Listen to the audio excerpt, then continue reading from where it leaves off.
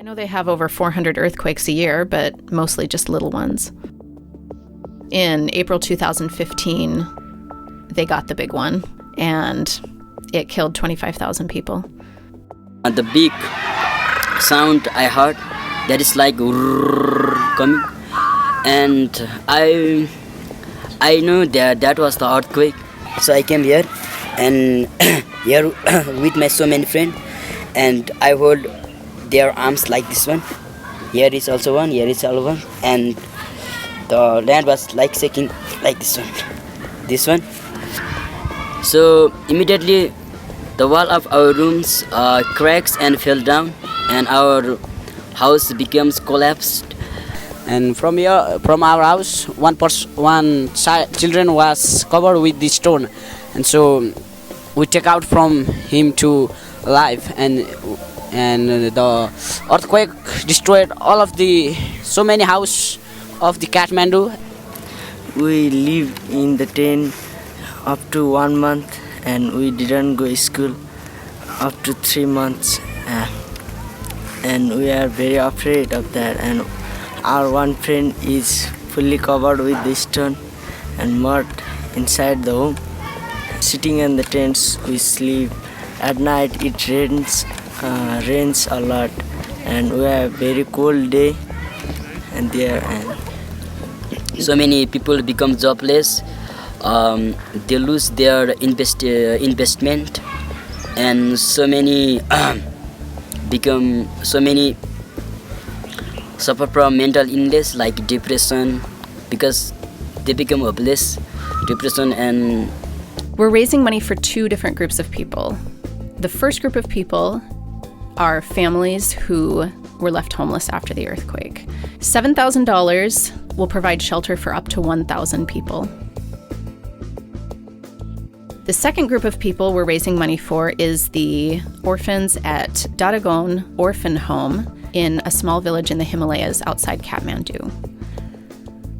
Some members of our group traveled to Nepal last April after the earthquake and found that this orphanage up in the Himalayas had been almost completely destroyed. We worked with Dr. Naram and the Siva Foundation to rebuild that orphan home. School. I like to play volleyball and basketball. My friend had posted, "I'm taking my kids to Nepal in February." I just thought, that's what I want to do. I want to take my kids to Nepal. And so I messaged her and said, "Hey, can I take my kids to Nepal with you?" Driving through Kathmandu was scary. It was a surreal experience. The kids were all informed. The orphan kids, as well as the American kids, were informed that there would be a talent show the first night we got there. So every child prepared something to share at the talent show.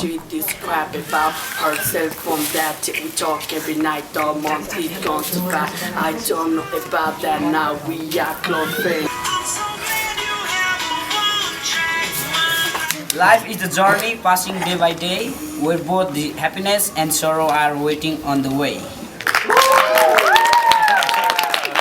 Sing through the fire, 'cause I'm a champion, and you're gonna heal me. They learned traditional Nepali dancing and dressed up in traditional Nepali clothes. They played dress up, and they were a bunch of white girls dressing up like Nepali girls. You know, all kids just want friends. They want to love and be loved, and they want to play and laugh together. Before going to Nepal and visiting the orphanage, I thought, oh, these poor children don't have a foster care system. They don't get to stay with a family, and they don't get the family experience. They are basically institutionalized children. They have institutionalized lives. And when I got there, I realized that the kids at the orphanage and the man and woman who take care of them, whom they call mom and dad, are their family. And they watch out for each other. And they're actually very happy there. And they just need to have their basic needs met. They have a small building that's a kitchen and eating area, which doubles as a study area. The tables double as a study area.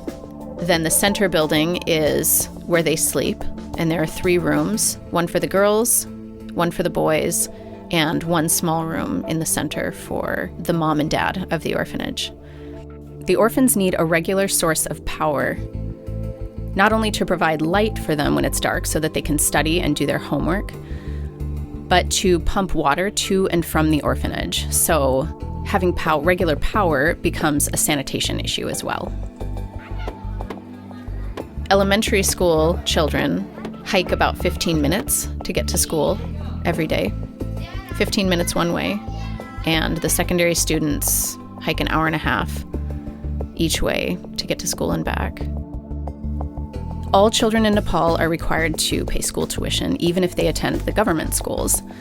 And they are also required to purchase their own school uniforms, and they're not allowed in the school without them. After only 4 days of playing with them before and after school, when we had to say goodbye, there were tears and hugging. If you lost something, you can buy it again. If you break a glass, you can fix it again. But if you lost your happiness, you can't buy it. And if you break happiness, you can't fix it again.